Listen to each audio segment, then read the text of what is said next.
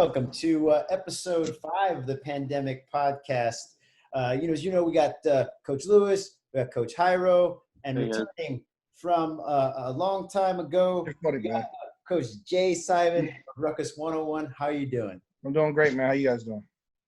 Hey, I'm doing well. Thank you. Fantastic.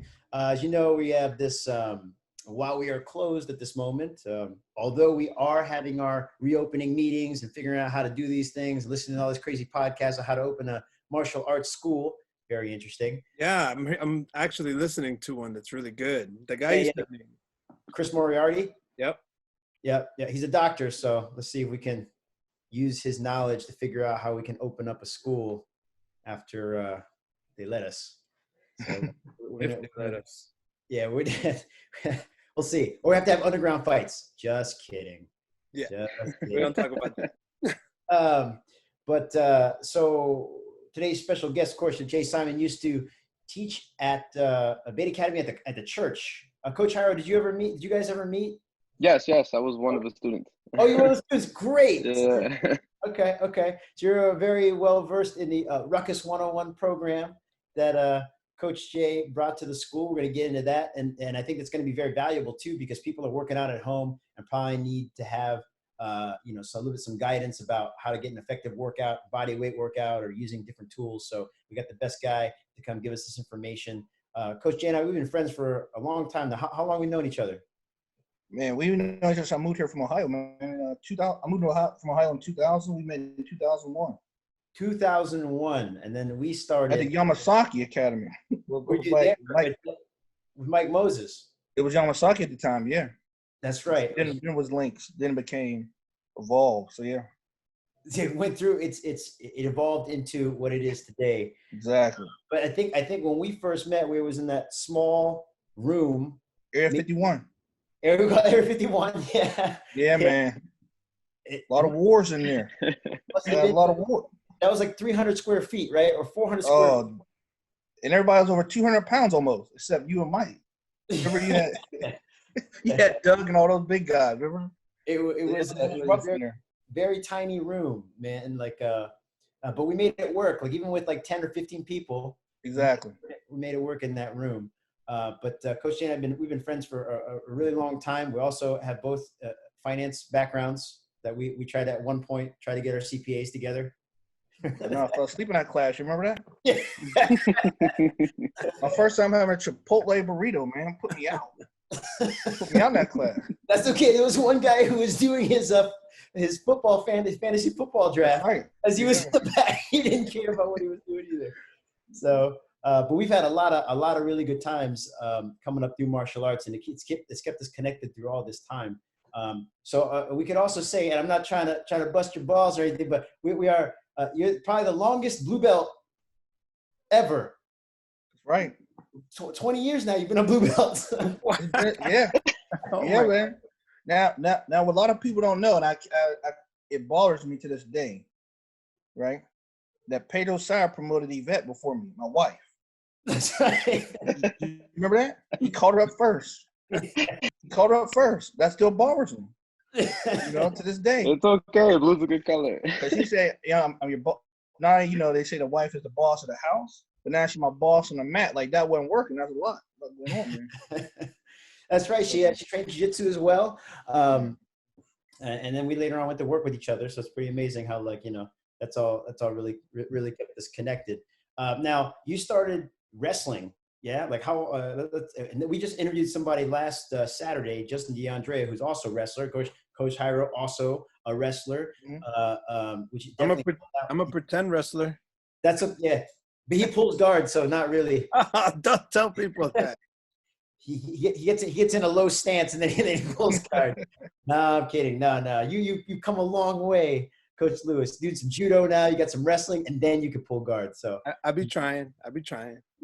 Got all the techniques, but for me, like I've always a lot of my matches, Coach Jay's always come to coach me and help me with the stand up. He's an excellent wrestler. A lot of the stuff that I do to this day, from the Russian ties to the single legs to chaining them together, come from Coach Jay's teachings. But tell us a little bit about your wrestling background, how you got into it, and what drew you to it.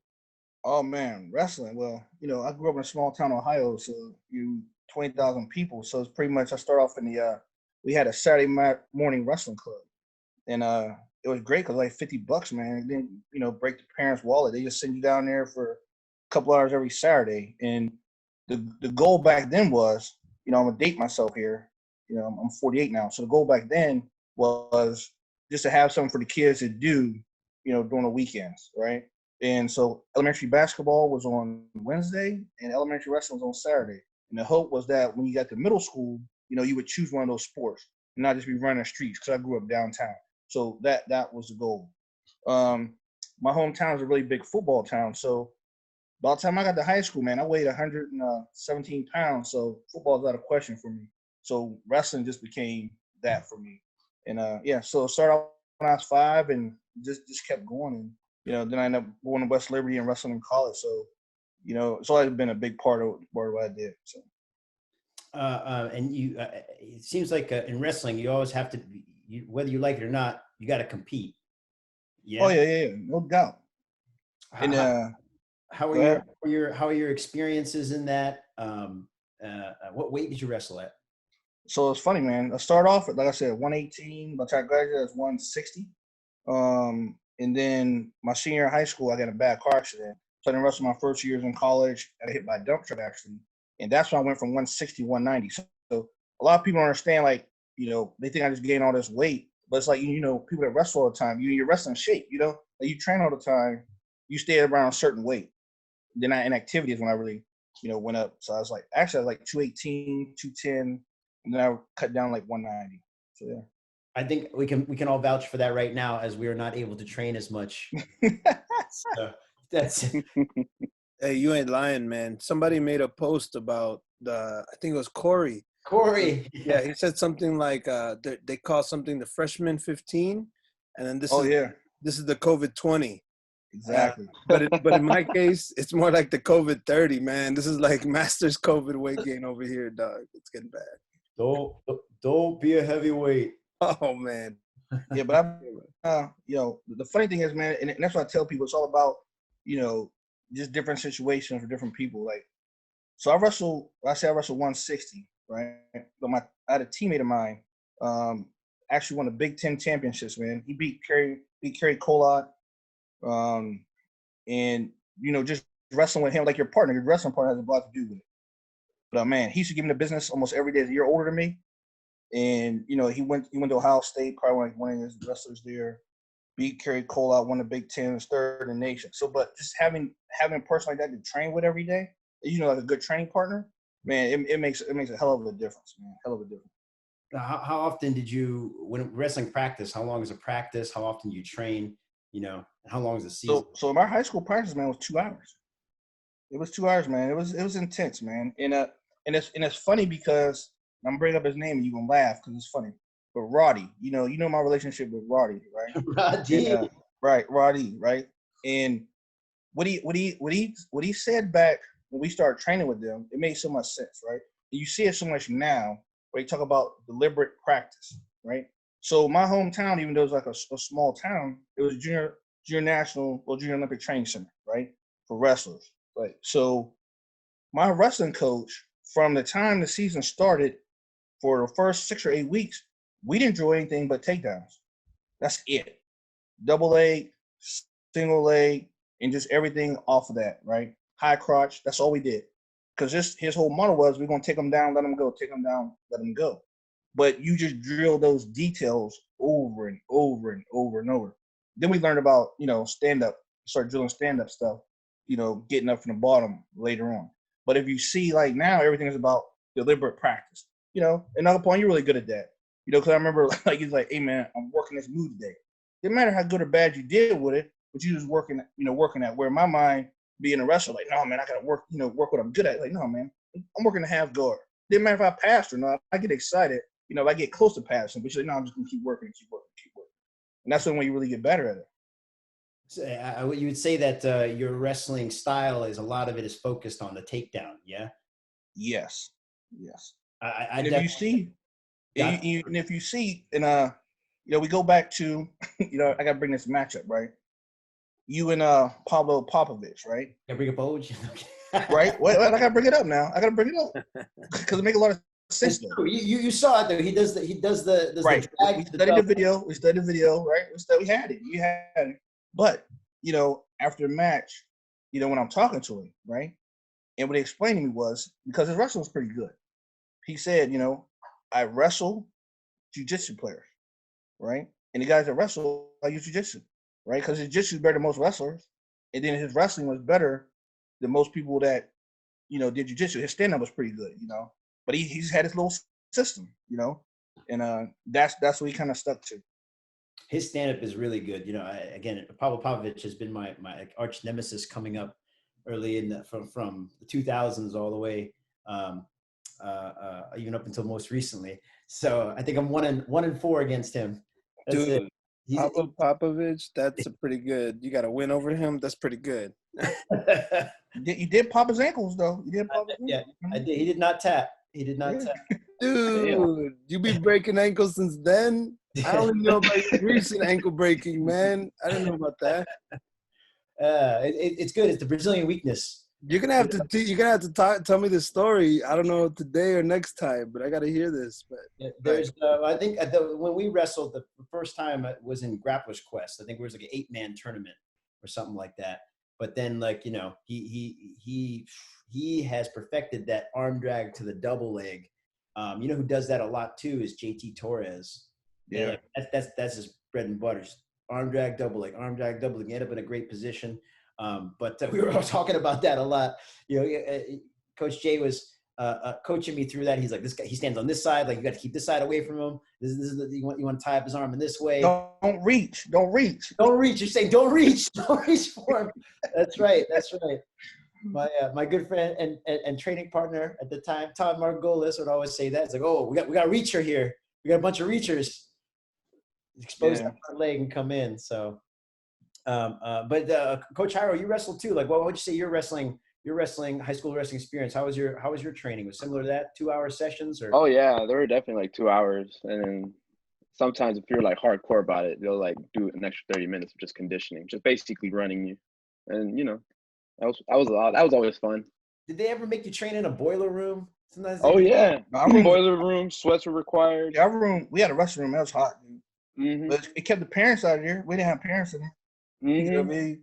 Comfortable. You don't see parents hanging out in the wrestling room. Like None. Most sports, the parents will be all clothes and everything. Not wrestling rooms, man. Mm-hmm. They just drop you off and go about their business. Remember Master Mike used to turn up the heat. He did too. I do it now in class. Gee? I do it now. I think it's because from wrestling. I learned that habit. You feel better though. Almost. You actually feel 100%. Yep. Yeah. Yep. You don't get. Or as what would Murillo say about that, Professor Murillo? It's not for your comfort. It's for spirit training. I was like, all right, bet. That's my favorite line ever. I am dying right now. I have to screen all the student complaints about you guys and your non-using air conditioning because they're always complaining to me, and I'm like, look, they're teaching. I got nothing to do with this. That's their choice. Well, I don't know damn right. I don't know what they did in the old beta in the church. We didn't have air conditioning. Did not. Yeah, I love the church.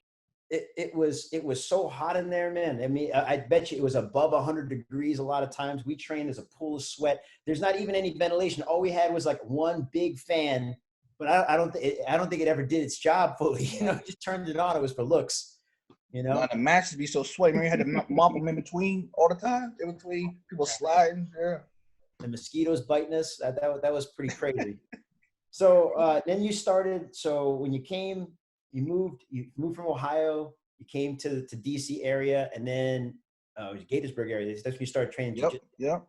How would you say you adapted your styles, and how did you how did you feel that transition happen for you? It was humbling. How about that? So a lot of people don't know the story, about the whole thing, and I still laugh about it to this day.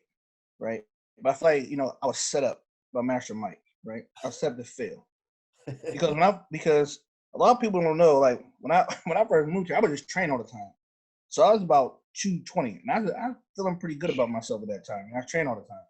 So I went over there because a teammate of mine in college, I bring up his name, old school, you'll laugh, Brandon Hinkle. So Brandon Hinkle wrestled with me in college. And that's how I found out when I went to back for wrestling camp at the college. He was like, hey, man, you got to look at this, Thai box and jiu-jitsu and stuff and all that. And so when I went over to Evolve, well, it was Langston, it was Yamasaki at the time. I was just getting a sinus infection. And so Master Mike at the time was like, look, just to make sure you come back, here's your shortened t-shirt, right? He gave it to me in advance. but I just gotta be honest, me looking at Mike back then, I'm like, man, what this dude gonna do with me, man? Like, that's how I was feeling at the time. Like, this stuff ain't gonna work. Like, you know what I mean? That's how I feel about myself. So I come back, and he put me with, it was Nakapan in there, Sergio, and then Todd was there. I got to roll with Mike last. So it was weird because I started with my knees. I'm like, okay, this is kind of cool, right? And I never forget these words from Sergio. I know, I don't know if you talked to him a long time, but Sergio had me in a triangle, right? And I was powering through it, just, getting all strong, right? But that's where wrestling kind of backfired because you got to learn how to pace yourself. Wrestling is just like one speed, right? Really explosive, right? So he had me in a triangle and he was talking to me. I never forget this. He's like, if you be strong, then I have to be strong. And he just had me in a triangle, right? And then it knock upon armbar me. I didn't know how to tap out at the time. Then by the time I got the Mike killing me. So it's like 2 hours just beat me up. Then I just laying on the mat and I was like, how'd I sign up, buddy? How'd I sign up? and that's what I do, man. Like, it was cool. And so that's how the experience was for me to get in. And then as far as wrestling, you kind of had to learn, it was great to be able to train with Nakapan all the time, but be able to learn like what would work, what wouldn't work, because the gi, right, with the grips and all that stuff, and kind of set up my takedowns, by breaking the grip, what would work for me, what would not. And so you just got to kind of figure out your system from there. So it was a humbling experience, but also, you kind of learn what works. And then when you see now most people that wrestle, they have just a little system that they do, from each position. You just build on that. That's crazy, because we're always trying to figure out ways to, how would Murillo put it also, the lay people, the people who don't train, like how do you get them involved in training? And back then, Master Mike, he really didn't care whether you stuck around or not. Like, he had ways to get you to stay, but a lot of times it was the ass whooping that would either get you to stay or leave. Right.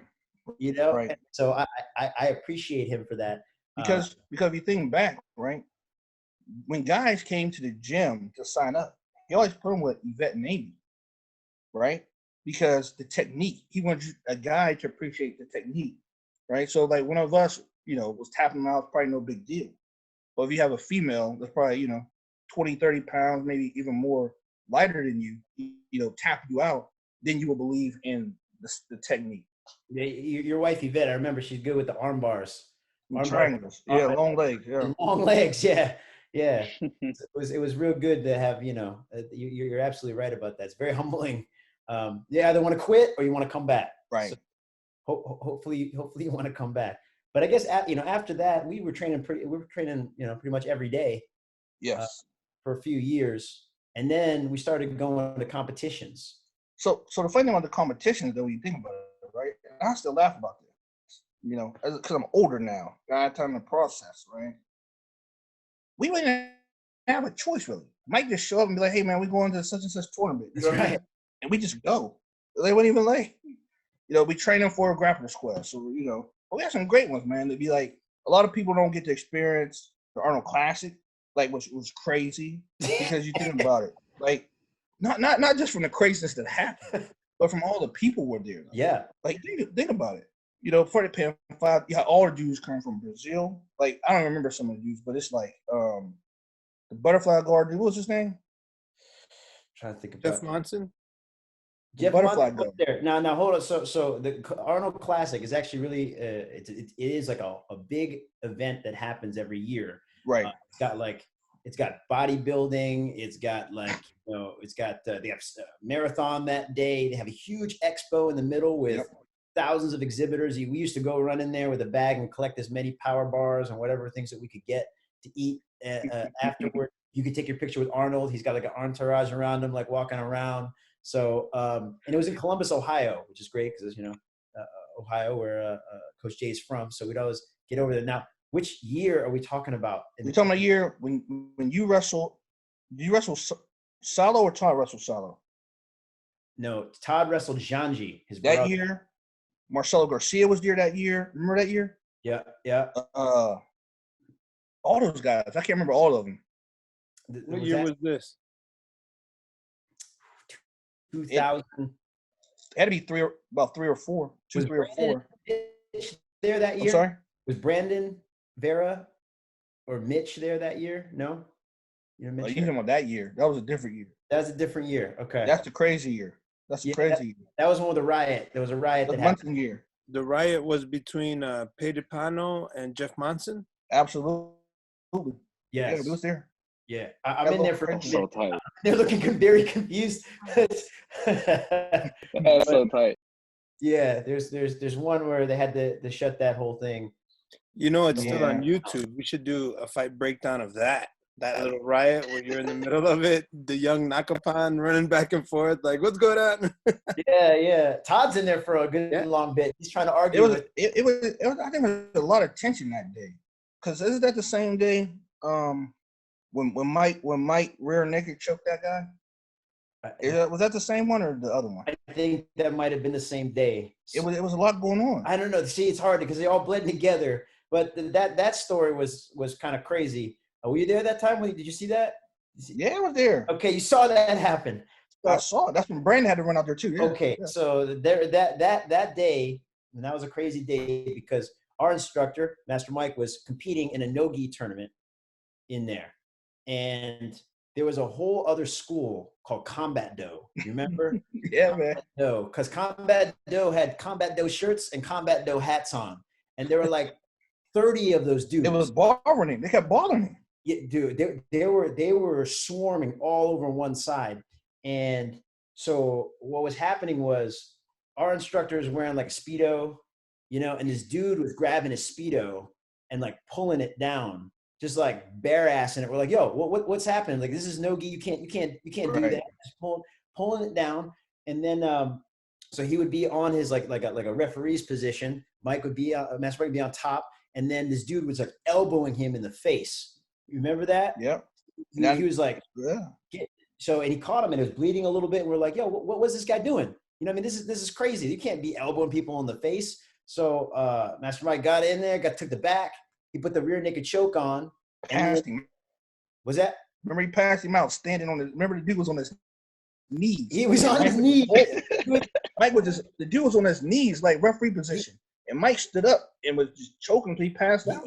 And then once the dude was asleep, Master Mike muffed him down. Yeah, he just pushed him. And then the bleachers cleared. Dude, that was crazy. He held it extra long for an extra seconds. Yeah. This dude was out. He just mushed his face down in the mat. Oh, yeah. Now this whole this guy's dad was the owner of Combat Dough. So that's why they were so like invested in this match. So this entire team of 30 people got up. It was crazy. Rushed. So, dude, there were only 4 or 5 of us. Mitch, myself, me, Todd, you, and Brendan Vera. Yep, that was it. And Brendan Vera. So we ran up in front of Master Mike. We just had our hands up. These 30 dudes came up.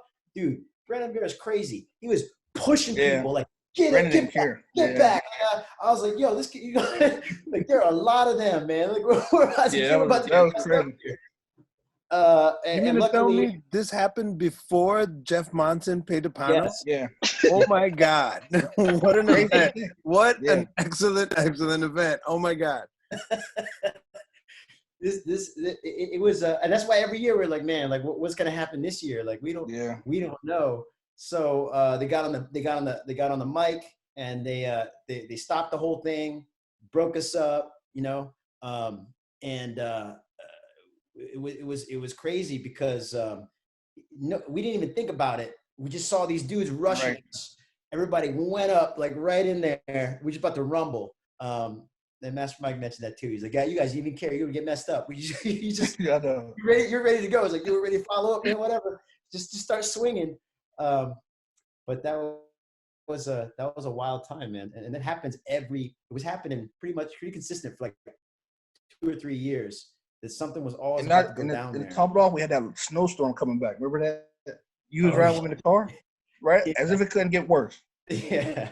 So it was like a blizzard we were driving. Oh man. Then we get back to like 7 o'clock in the morning, 8 o'clock in the morning. Wow, dude. I mean, it's but it's always good memories. You see, Absolutely. Even when you're dealing with all this crazy stuff and dealing with adversity, you have great memories about it. I would trade him for the world, man. But yeah, that was a good year. I think Todd did wrestle Janji that year in the final, right? I think that's what happened. He beat like everybody. Yeah, he was rolling people, man. I was in that weight class too, but I had to bow out to Todd. So I fought Boca. I fought this guy Henry Matamoros. So I got up to the semis, and I met Todd in the semis, and then he got a bye into the finals to fight Janji. So yeah, that's from a stat. But I mean, you have to think they used to pay like $5,000 to win a weight class. So yeah, most tournaments weren't doing that. Yes, that was right. There was an absolute tournament, and they were paying like $5,000 to $10,000, and that's why that whole thing with Jeff Monson and Pedapano got so heated. Because there was a lot of money on the line. But if you watch that video again, because it is online on YouTube, a lot of the argument was from that match was that Jeff Monson can opener Pedapano tapped, and then they weren't sure whether it was an illegal technique or whether it was allowed. Some people say that can openers were allowed. Right. Some people say they weren't. Back then, you didn't know what was going on. There was not like the rules are not like they are today. Like they're very structured. There's guidelines, even though there is some bending of the rules that are happening for some favoritism at times. But back then, like it was a wild, wild west. Like, you didn't know what was going on. And I think they had like a 20-minute argument about who they were going to give to win. They were going to let them fight, but then they just they would let them fight. Then Pedapano made a big deal out of it. And he's like, no, he did a legal move. I should win and get the money. And then I think Helson made the decision that Pedapano was going to win it. And he gets the $10,000. And then Jeff Monson lost it. He tackled Professor Dalla. Lucky he made it out of here, though. Lucky he made it out of here. A lot of Brazilians that day. They were all like, they had chairs. They were like ready to beat this dude up, man. I mean, they were fists flying. So that camera only caught a little bit of the riot, but the riot was wild. So this is the old days of jiu-jitsu, man. It was kind of crazy. Yeah, we got some, man. There's a lot of stories, man. Because the funny thing is, I was a driver. I always drove Nakapan everywhere. Every tournament we went to, I just drove. Like, come on, man, let's go. We drove, So we got some road trips. We got some good road trips. He's the best driver ever, because I sometimes I might pass out. I wake up. He's passed out the wheel too, but we still get there. Like, how do we get here? I'm like, oh, dude, I missed the exit. All right, just keep going. At least we didn't end up in Indiana or something. And it's just there's a couple times where we're taking some detours. But man, see, like that's also like a big part of what keeps us together is all these like bonding experiences we got to have doing terms with West Virginia a couple times. Yeah. In my first competition too, I never forget. I had to make weight. Nakapan was like, "Hey man, don't get no coffee." I said, "No man, I just that's right." Here you go. Well, if you don't make weight, I ain't gonna feel bad for you. I said, "Man, this little bit of coffee ain't gonna hurt me, dude. I ain't make weight in the morning." Nakapan's like, "Guess you got to run." I was eating. Right. I know. I'm running around Bayonne, New Jersey. Don't know where I'm going. I'm just running. You know what I mean? So, yeah. I gave you fair warning. Dude, that was funny. He was like, I wouldn't drink that coffee if I were you. How much were you over by? It wasn't much, like 1.5 pounds. But then I had to run in New Jersey. I don't know where I'm going. I'm in Bayonne, New Jersey, just running. You know what I mean? Oh man. Crazy stories, man. So, and then we took a little bit of time off training. You had a torn rotator cuff, right? Some couple injuries. Yeah. That was after Jalen, though. I didn't turn my rotator cuff till like 2000. The first one I tore was in your gym, man. I was wrestling with Marcus. Oh yeah. Remember that underhook series I was working on him? That's right. Yeah, I remember that. You guys had a couple injuries. But during the time where you took a little bit of break, you went and you studied exercise sciences. I would say, like, I don't say exercise science, but like a new way of training during that time. Yeah, more functional. Yeah. All right, and you call more to Go ahead. It was branded as Ruckus 101. It was functional interval training. Went to meet all these specialists in like new methods of training. That was what, like 2009, 2011. So it was actually like 2008, 2009. So I went to my first kettlebell certification back in 2008. And I actually had to fly to Chicago because a lot of people weren't coming to this area teaching that. And there was something I really want to learn because it's very functional. And that's when I really started learning about like the kettlebell and how effective it can be and how to use it properly and, you know, the progressions and how it can be really beneficial, especially in martial arts, because it's a lot about work capacity, right? More about functional strength. And you know, if you really want to think about it, you know, I gotta put you on the spot here. You know, to this day, if I'm mistaken, probably the strongest dude you ever wrestled was Matt Hughes. Yes. When they flew out to Vegas, yep. Right? Matt Hughes is a farm dude, right? So if you think about functional training, it go back to your farmer's walks or your, you know, your carrying and all that, you know, all that stuff is, you know, a lot of stuff what they do on farms basically is very functional, you know. So that's how it really evolved into that. I was seeing it in our community. I'd say the grappling community, probably like around that time. Like first person I met that was really focusing on kettlebells was like Steve Maxwell. Yep, you know? Jiu-Jitsu guy. Yeah, yep, Jiu-Jitsu guy. He owned Maxercise up in Pennsylvania. Isn't Steve Maxwell one of the American Dirty Dozen? Is he? He's one of the first 12 American black belts. Okay. I'm pretty sure. Steve Maxwell, I'm pretty sure. Look it up. He definitely was a pioneer in jiu-jitsu and in fitness during that time. Right. Because he did have a booth and he was really promoting it. I think there's that guy Pavel something or other. He's like the guy. So yeah, so kind of like the lineage, right? The kettlebell is kind of interesting. So you had Pavel who came over, right? And then he had 3 students: Steve Carter, Steve Maxwell, right, and Mike Mahler. So those are 3 top kettlebell dudes in the country to this day. And they all came from Pavel, but they all kind of do a little different stuff. So Maxwell went more on the jiu-jitsu side of things. Steve Carter went more on the kettlebell sport and the conditioning side. Now Mike Mahler, he's on the other side. He is about lifting still heavy kettlebells, heavy barbells, heavy dumbbells. So they all got their own little like following per se. And that's how all the lineage came from Pavel. So yeah. So kettlebells is a component of the training methods that you're bringing. What is it about? See, now I think all of us, Coach Hyra and I went to the gym and we took the kettlebells that were there. Everybody went and took them. So I'm looking for a 16 kilogram. All I got is a 12 and a 53. Well, don't buy one now. You pay 3 times as much. Right? I saw them. They're like $400 for one. Yeah, they're expensive now.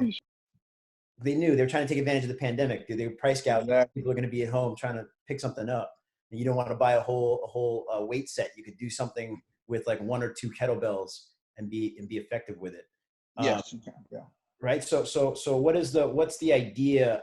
What makes kettlebells or kettlebell training or this type of method? And again, it's not just kettlebells itself. It was also coupled with the training methods that you brought, which is, if I remember correctly, you'd all say time over tension. Correct. These types of training methods. What is it about kettlebells, a tool that people benefit from? Also, particularly our community, Jiu-Jitsu and MMA. And right. Muay Thai. So I would say, you know, the first thing is it's unbalanced, right?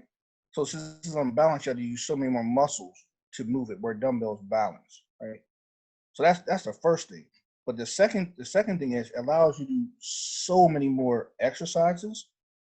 And when you say time over tension, that's the same as work capacity, right? So I could say, okay, I'm gonna work, and we tried this before, right? We experimented with this, where I could say, okay, if I want to do a set of 1 rep every 5 seconds, 1 rep every 3 seconds, right? For 3 minutes, 4 minutes. Or I can say, you know what, I'm gonna do sets of 10, 4 sets of 10. So you can really change it up by time and tempo if I want to just do work capacity. And you remember too, it's a lot more cardiovascular than just moving a dumbbell, right? And that's where in the martial arts community, it's really important, right? Because like we say, there's bodybuilder workouts, right? And then there's, for those that wrestle, we know this, right? There's wrestler workouts, right? So wrestling shape, there's bodybuilding shape, same thing.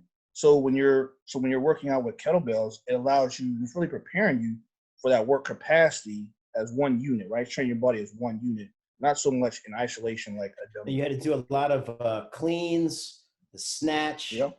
the squat, the swings. I remember these Lunges. are Turkish Yeah. get-ups. Turkish get-ups, key, man. Yeah. And so, you know, a lot of times when people look at your programming, right, just say from a programming perspective, right, they overcomplicate it, right? So really, if you just really base it down, you want to, whatever it is, right? Hip dominant exercise, knee dominant exercise, a push, a pull, and a core, right? And you can build any program you want around that, make it as simple or as complex, right? And that's where the kettlebell is really effective. Because remember, when we had Ruckus 101, we actually developed a curriculum so we could progress anybody that never used a kettlebell to like a high level, right? And still make it fun, still make it enjoyable, and still, you know, let them be able to get, you know, stronger and build their work capacity, but just having it safe. I remember there were like 45-minute workouts. Is that what I remember? Like 5 minutes, right? Because you can make intervals too, right? So each, remember we would say, okay, what would I give you? Because I couldn't give it to everybody. I think we did a half hour, 45 minutes one time of 50 seconds of work with 10 seconds of rest. That's what it was. Oh my God. And me, you did that for like, and I did that. You did that, not me, but everybody could do that kind of capacity, right? Because your cardiovascular was a little higher than most, right? So we'd be able to be able to push that, where a lot of people couldn't handle that. You know, a 45-minute workout of, you know, 50 seconds hard with just a 10-second rest, right? Other things, other components you would add were the battle ropes. I remember. I love the ropes. But you know, and I'm gonna bring up something that I think we used briefly, or we had it there, but we used it a lot. But you know, as everyone's searching for kettlebells, right, and you know, barbells, things like that, you know, a lot of people shouldn't sleep on a sandbag, right? Sandbag training is excellent. You know, same thing. You can do cleans, you can do presses, you can do lunges. You can do so many different things, and it's not going to kill you right now, like trying to buy, you know, a kettlebell or dumbbells or things like that. I remember now that when I see things like the UFC and MMA, people doing like their workouts, they do little montages and stuff. All the stuff that you were doing 10 years ago now is like something. Yeah, it's a mainstream. I remember the first time you were like, "Hey man, I flew." What was the guy's name that does the battle ropes? The guy who actually John Brookfield. That's my buddy. Yeah. Mr. Brookfield. So I went to Mr. Brookfield. He showed me this. He showed me how to use these battle ropes. And you brought the ropes in one day because I didn't believe you. You know, you were like, "Hey, I'm gonna make you do. I'm gonna put you through a workout. I want you to check this out." You brought these two big ropes, and you were making me like drum and then smooth and then walk and then run and get up and stand up and walk around. Man, it was a pretty taxing workout. And I can tell you that like my heart rate was high. I was getting a sweat on. I felt like exhausted, but like afterward, I felt energized. And think about this. You know, a lot of people see the ropes, but a lot of people don't know about the other progression, right? Remember the blankets? Remember those? Blankets. Because you don't have a lot of space, right? And you can roll it up, work on your grip. Remember when we did that? You could do it single. You could add movement. You know, so there's a lot of different ways to achieve that same effect, right? As those of you that are at home, like the blanket, what you make us do is the moving blanket. Coach Jay would make us get like a towel and roll it up like this, and we'd have to make a wave as fast as we could with the thing for like 45 seconds. Hard. Yeah. And some of the blankets you had were actually heavier too. Yeah, they were moving blankets, the big moving blankets, the blue ones. Yeah. So he had a bunch of those, and we would be shaking them. Dude, that was usually that was like towards the end of the workout. Yeah. Had like this burnout that we would do for like 2 or 3 minutes. That was definitely exhausting. Would you mind if you share, like, there's a lot of people probably at home that are looking for some type of workout, perhaps body weight. Would you be willing to share a workout later on? Maybe we could like post it up that people could. Yeah, absolutely. Yeah. Okay. I always got a lot out of the training sessions that we had. And I always try to jump into your class before I started teaching. I remember we taught like 5:30, 6:30, 7:30. So I tried to get in a session. It was a very small, you could have fit like maybe 6 or 7 people in that room. Right. And that was the thing too, where you know, a lot of that equipment, right? Whether it's the kettlebell versus sandbag, whether it's the towel and the blanket, right? All those things, right? Doesn't require a lot of space, right? Still gonna be really effective. And then you say, okay, I got these 3 tools. Now I start adding a couple body weight exercises in between, right? Then you have basically a complete workout, right? You can change it up and vary it, but so it don't be boring. And that's what makes it fun. The other thing that one time you told me to do was to get a bucket and put a towel in the bucket and then wring out the towel in another. Hey man, that's a John Brookfield secret right there. Oh God! Huh? For grip strength, we'd wring out the towel in another bucket and then go back and dip it back and then do it again until the water from one bucket transferred to the other. So you could just use one if you wanted to. You just don't want to drip water everywhere, but you actually take a bucket, right? So this is about Mr. Brookfield. It's probably one of the hardest trainings I've ever had in my life. I went for a certification. I was there training with him for 2 days at his house, right? And he works with, Delta and all those different people come down and he trains sessions, and it's pretty intense. But you take a bucket, you fill it with water, right? And you dip a towel in, and you wring it out from end to end, right? So it's bone dry. So just to tell you about how strong his hands are, his grip strength is like 440 pounds. There's a video of him online. He tore 52 decks of cards in a minute. 52 decks of plastic coated cards. It was on, I think, Regis, one of those shows. But that's how strong his grip strength is. And so if you go down the whole towel, man, your forearms will be blasting, man. But it's for grip strength. I remember also there's a time that you're always ahead of your time, coming up with different inventions. You remember the gi? There you go, man. You had to bring it up. The gi sleeves that he got. That he That's over here making fun of me, man. Yeah, I missed that. A carabiner to attach to a weight so that you could pick up something up with the sleeves. So the gi attachment sleeve, you can attach to anything. Kettlebells, like the equipment at the gym, all that kind of stuff.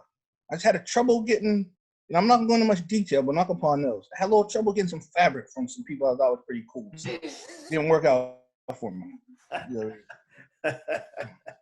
You're always ahead of your time, man. I always appreciated that about you, man. What were your you'd say what are your most fondest memories of training martial arts or being in a martial arts community? Amir Sadala, man, you know that. Dude, that's it, Master Dala. He's the man. As a matter of fact, because I took some time off. No, not Master Sadala. Amir Sadala, remember? Amir Sadala. Yeah, for the belt. For my belt, for my win. That's right. He fought in the UFC, didn't he? Yeah, but I beat him first though. That's right. You did. You beat him first. That's right. So the funny thing is, Virgil told that story to my daughter Jalen, who's now 14, because a lot of people don't know the whole story, right? Because remember, we went out to eat that morning. Remember that? And so normally they call cruiserweight like 189 later in the day. So we go out. Remember, I cut all that weight from 218 to 189, and then you like, dude, I think you're eating too much. I was like, no, dude, I'm good. And then I wrestled that tall, lanky dude, and he had a super long leg, about 6'1", and Mike's over making fun of him, like, oh, look at him, man, he got depth perception. He can't even see you coming, and all that funny stuff. And the dude squeezed me, and when I was in his guard, and I threw up on him. Oh yeah. Yeah, and everybody just stopped the whole tournament. It was crazy. You said you threw up on him? Oh, dude, it was unbelievable. Like on the exercise. Dude, I'm trying to hold it in. We were sitting at breakfast, and I was watching you eat. I was like, I don't think you should eat that much food. You're like, you don't know what you're talking about. Yeah, you had hash browns, eggs. Dude, eggs, orange juice. Dude, to this day, I never understood how somebody could have me in their guard, right? And he came up in the guard and bear hugged me at the same time. Dude, he was squeezing me like I couldn't. And I'm trying to break his guard, and I felt it. And then he was super cool about it, though. Like, I just all over like the Matrix, dude. Dude, it just came all on, right? And so, but the irony to the whole thing, though, the ref didn't even know what to do, because here he looked at me. He was like, if you do that again, I'm going to disqualify you. That's what I didn't do it on purpose. If you do that again, I'm going to disqualify you. Yeah. What? You throw up one time? That's crazy. Dude, it was a lot, though. It was my breakfast, dude. It was the entire breakfast that he wanted to eat for the last 2 days. Yeah, and so they cleaned up the mat. We finished, and I wrestled him. You kept wrestling after you threw up on him? Yeah, we finished, and then I wrestled Amir Sadala after that. So yeah. Wow, I've seen people come in for their first class and throw up, after class, after one of Hyro's classes, which, I feel like some of them are beginner friendly and they still throw up. I can't imagine being in a tournament and somebody throwing up on me and then having to keep going. But this is the crazy. The dude was super cool. He was cool about it. He just changed his stuff. He cleaned the mat. They changed the new rash guard. Yeah. The only bad thing was I was the dude at the tournament for the rest of the day that threw up on somebody. Like that was the only that was how everybody was seeing me the rest of the day. You know what I mean? Wow. That's crazy. Oh, but I think though, and that's what I tell people about like martial arts though. So moving here, like I said, I moved here from a town of 20,000 people. So like my fondest memory is still like all my friends because I didn't have any friends. I moved here when I was 30. So I don't know about y'all, but it's hard to meet people when you're 30. And so you try to meet genuine people. So when I started Evolve, to this day, I still talk to Master Mike. I talk to Nakapan. I talk to Virgil, to Brandon Vera. Like all those people I met through those, like it was like an organic friendship, right? Wasn't no money involved. Wasn't nothing. It was really true friends, and we still talk to this day. Even Crazy Todd, I still talk to him too. So yeah. He's always around in some way, shape, or form. When I first opened the school, he'd come and challenge me all the time. I thought it was hilarious. I know, but remember, he got mad when I started teaching wrestling stuff. He got hot. Yeah, he got hot. Yeah, because he would tell everybody, "Oh, two-time national champion, two-time junior national champion. I'm the best in the world." Exactly. All the time, man. But you needed that. I mean, you needed that. He was my partner for like 8 years training, and I wanted to punch him in the face every day, but I couldn't because he was like my big brother, just beating the hell out of me. I was like, I'm gonna figure it out one day, dude. I'm gonna figure it out. So, but yeah, we're good friends, and this is martial arts, man. And sometimes, the people that you come up with, you don't always have a great relationship with, and you do want to hit them a little bit, but you can't because they're gonna beat you up. But you need that, coming up. And I always thought of that about you, Jay. Not that I want to punch you in the face, but that I appreciate you helping me out. You're always there. In different parts of my life, and I always got great memories about you, man. Oh, we had some fun, man. A lot of fun, man. But you did reconnect me with Master Dala, I think, at some point. Yeah, when I started going down there, so that's because it was too. I didn't want to train with Mike because everybody was gone. Like everybody left. Like you left, Todd left. Like everybody that I kind of came in with. So, I was like, well, I'll go train with Dala. So it wasn't too far because I was working in Marriott at the time at the headquarters. So I would drive down to Crystal City, and then got into it, and that was cool because there, I met, Crazy Isaac. Who was great to train with because he was, he's a pretty good wrestler, super strong dude. He wrestled Isaac. Travis. Oh, the ballerina man. Yeah. Ballerina. He's a blue belt world champion. Yeah, Dollar there. Then Baby was there at the time. Baby, yeah. Yeah, so it's cool, man. You meet just different people from that part too. I was I'd taken like a year and a half hiatus from a back injury, and couldn't train, so I was doing like different things like boxing. I was just trying to I did some salsa for a while, and then Coach Jay kind of reconnected us. He was like, "Hey, I'm going down to Crystal City. You should come down and train," because then Master Dala he still has 2 locations, Crystal City and Woodbridge. And, I lived in DC, so going up to Gaithersburg was kind of really far for me. Going anywhere else as far as Crystal City was like maybe 15, 20 minutes. And that's kind of how we got reconnected with the whole thing. So I appreciate you that, because without Master Dala, the school wouldn't be there. He was the one who convinced me to open the school in DC. At that time, I'd been part of so much politics that I didn't want to do it. I just wanted to train. I've been teaching for so long before that. It was just really, really traveling from here and there and trying to in and out of DC was taking me a lot of time. So I was going down to Woodbridge 3 days a week too to train with him, because Crystal City was only 2 days a week. So I was going down there, and he was looking to open up another location, I think, or move his Crystal City location at that time. But he couldn't really find a good spot. And we were driving around, and he was like, "Hey, you live in DC, you drive down an hour to see me." And he's like, "I appreciate that. I like training with you. But you might want to consider doing something close to where you are, because there's nothing really in DC." And that's kind of how it kind of got started. And I had told him, and I was like, "Hey, well, I really, the reason why I don't want to do this is because I hate politics, and I've been in the martial arts community long enough to, be kind of put off by that whole thing. And he was like, in his raspy voice, I was like, Knock. He's like, I'll take care of you. And so he's like, if you ever have a problem, you can come to me. Right. And yeah, I'm call it, man. problem. And he's always looked out for me. I just want to give him a shout out because like I love him like a dad too. Like he's always any problem that I've ever had, I can go to him and he'll help me with, even though he doesn't have to. And I try to help him as much as I can. But he's like the godfather of jiu-jitsu, in our area. And one way or another, somebody is attached to him. Absolutely. Yeah, he was one of the first people to open up before Yamazaki's. It was Yamazaki Dala, so it was like he and Professor Mario had opened up the school. So he was the one who kind of like put his roots down, but he had to go back to Brazil a couple times. So he was kind of back and forth. But by the time he came back in the late '90s, he was beginning to get his foothold again and get his schools on, and his pressure is incredible. Dude, trying to take the wind out of you.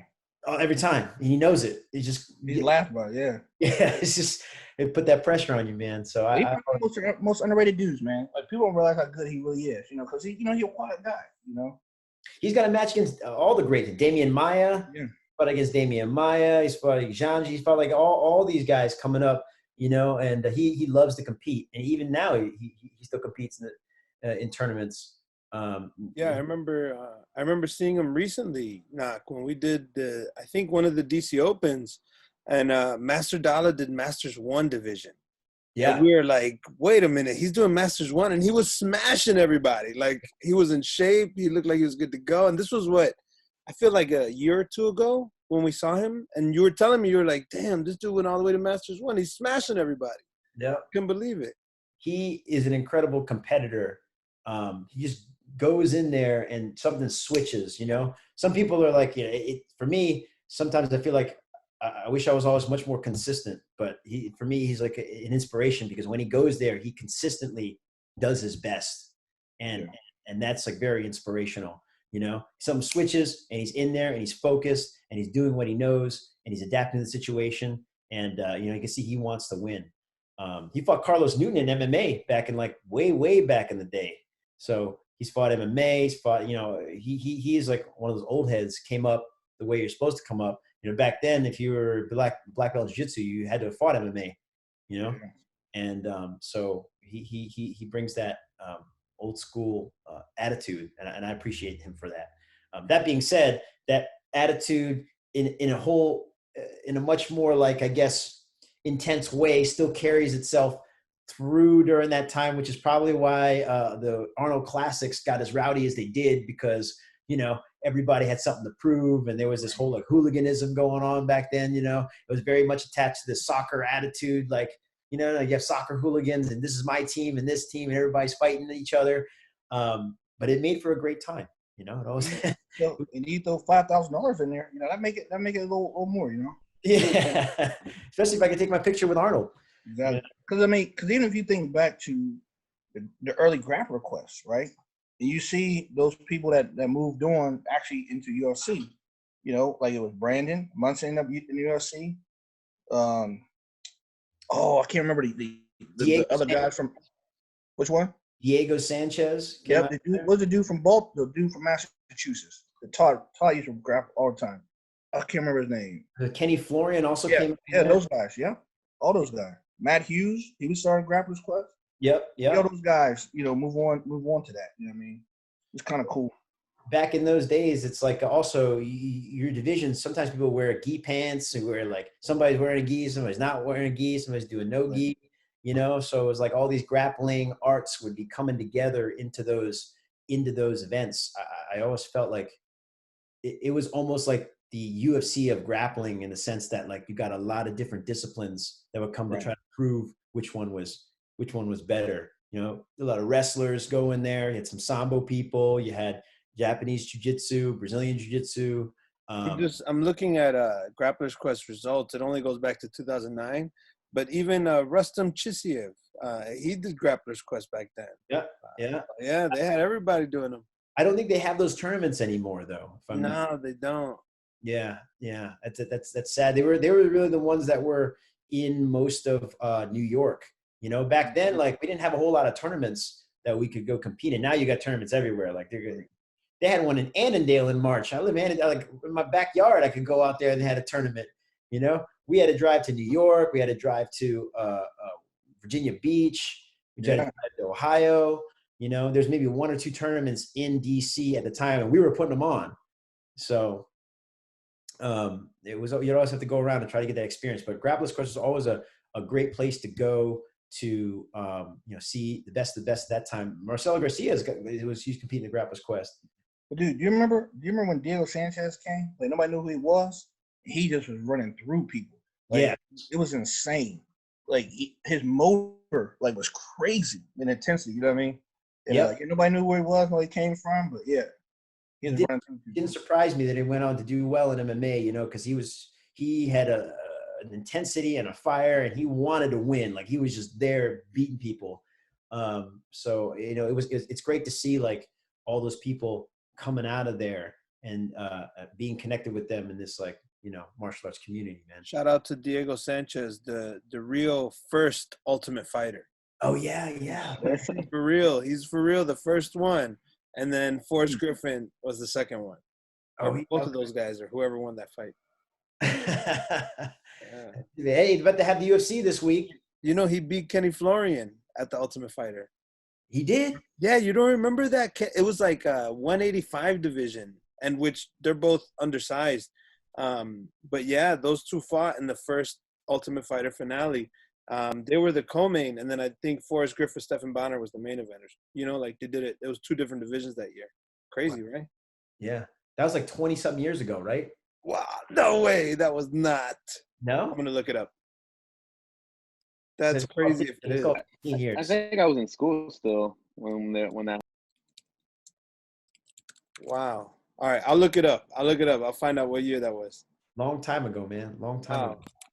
But yeah, you see all those people now doing different things. And some people were like aging a little bit out of competition and maybe, moving on to other things. But, I always feel that martial arts, combat sports, it always brings the best out of you and also creates a great community and camaraderie amongst people. So, again, I want to thank you for being a part of my life. You've been a great inspiration and help, and I always wish you the best, man. That's always mutual. But I tell you guys, if you haven't seen it, talking about that intensity, right?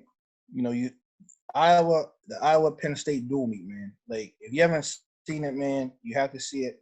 It was one of the first times in a long time that Iowa actually beat Penn State in a duel, and it was in Iowa City, and it was sold out like 20,000 people, and it was just back and forth. You know what I mean? Like no one left, nobody wanted to leave for anything. And I don't know if you ever guys heard this wrestler they have. Iowa has last name is Lee. His name is Spencer Lee, right? He's like a Diego Sanchez to where if you think about this, he technical falls mostly everybody in the first period. That's how much work he putting in.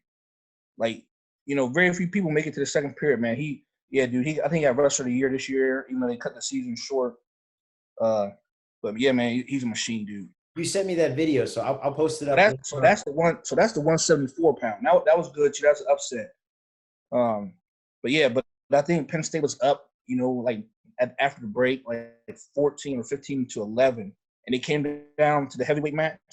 Like most, it's funny too because in high school, everybody knows a lot of times everybody leaving when a heavyweight wrestler would come. You know what I mean? Because it's kind of boring. But not this one, man. It was good. It came down to him for the W, and so it was a good meet. Man. It was really good. Maybe Coach Jairo, would you be opposed to watching some wrestling during your Friday 6 o'clock? Because we got some matches that we might be able to. Yeah, I would love to. Yeah. Yeah, absolutely. Yeah, absolutely. Okay. If Coach Jay, you're available on Friday 6 o'clock, I'm not gonna put you on the spot, but maybe you want to come join us. We have to watch some matches. You send us some matches. And here's the funny thing. So Cale Sanderson. I got 4 or 5 matches lined up for Cale Sanderson that I want to watch. So I got this is the thing. A guy, so Bobby Douglas, his coach, grew up right by my hometown, like 20 minutes from me. So he was Cale Sanderson's coach in college. Bobby Douglas, man. He went to Olympics and everything. Yeah, he was tough, man. He's a tough guy. You were telling me about Cael Sanderson back in the day, so I was watching all his matches. He wrestled Intensity, man. Intensity. Yoel Romero, Daniel Cormier. Who else did he fight? He wrestled a lot of people, man. I got. What's insane about Cael Sanderson, and a lot of people don't know this. You know, they may know, but if you research like his workouts, right? He actually had to warm up 20 minutes to get ready to wrestle. Like that's how great a shape he was in. When you watch, like it was just his pace. You know what I mean? He just pushed so hard on people. They couldn't withstand it, man. It's tough. He wrestled Jordan Burroughs. How many matches did he lose in his lifetime? In college, he was 156-0, which is tough. Think about that. Wow. So in college, he never lost. In college. But he came from a wrestling family, right? He had like 4 brothers or something like that. Yeah. It's tough, man. It's tough. So let's watch some matches on Friday, Coach Jairo. I got a couple of there. I can't believe it. I was just watching a part of his match with Jordan Burroughs. I was like, no, man, he's manhandling this dude. Like, I was very impressed after watching Jordan Burroughs manhandle Ben Askren. That's it. Oh, yeah, no, he's the truth, man. It was it's a very inspirational. He's technical too, man. Like he's putting the pace, and he's got all kinds of different flows and techniques, man. Very impressive to watch. So this is what's funny about wrestling, man. And we, you know, you guys wrestle, you understand this is like there's only so many moves in wrestling. You know what I mean? Like jiu-jitsu, you got so many more, but in wrestling, you only got a couple. And by the time we're in college, we all know what they are. You know what I mean? Mm-hmm. You know what I mean? But it just comes down to the details and the execution. That's just, you know, that's what it is, man. You know, I mean, you think about most people that wrestle been doing double A since, you know, elementary school or, you know, since they're young. But to see somebody actually put off blast doubles at a high level when you know it's coming is a whole nother level, man. It's intense. It's that timing. So let's do that. Friday night, 6:00. If y'all can make it, come make it. We'll watch some matches. I'll send you some matches, Coach Jairo. You can decide which ones to watch. I'll recommend some just so we can get it. I am not an expert on the rules. I always have to ask Coach Jay and the Coach Jairo, like, what is the score? How does it work? So I'm a fan. I just like to watch. So I'm going to watch, and you guys can help commentate on what's going on. It'll be a good time. So this has been a great it's always been, like I said, it's supposed to be great to know you, Coach Jay. It's great to have you in our lives. We appreciate you coming in, spending an hour with us and talking with the school. I'm sure there's a lot of people at the school that miss you too. And you've been trying to come by at Saturdays. I haven't always been there. I know, I just swing by. You're always swinging by. So when this thing lifts, man, come by. Let's hang out and let's kick it. I still got my gi you gave me. You know what I mean? Right? You got to wear that. Come train. Go do the Pan Ams as a blue belt still.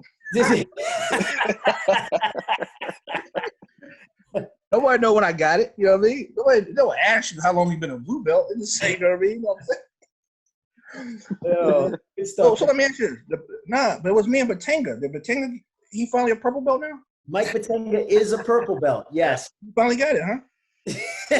I mean, that was our joke between us. You know what I mean? Like forever. You know what I mean? So. we love to always messing with him, so it's great that you brought him up. I'll hit him up too. I'm the last one, huh? I'm the last one rated. Come back, man. Come back and train. Hopefully it'll be before long. We all get back in there and start. All I know is about win something. You can't have an asterisk on a name like blue belt 20 years. You can't do that.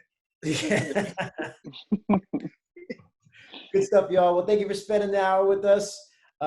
We got the next podcast Saturday for the pandemic podcast. We got another guest on there, but if you can, Friday, let's join us, 6:00. Coach Jairo, let's watch some wrestling. All right, y'all. Thank you, Coach Jay. Really appreciate it. Always a pleasure, man. Always fun, always, man. Love you, man. All right, love you too, man. Take care, Coach Jay. Take care, Lewis. Coach Jairo. Hey, guys. All right, gentlemen. Peace out. Peace.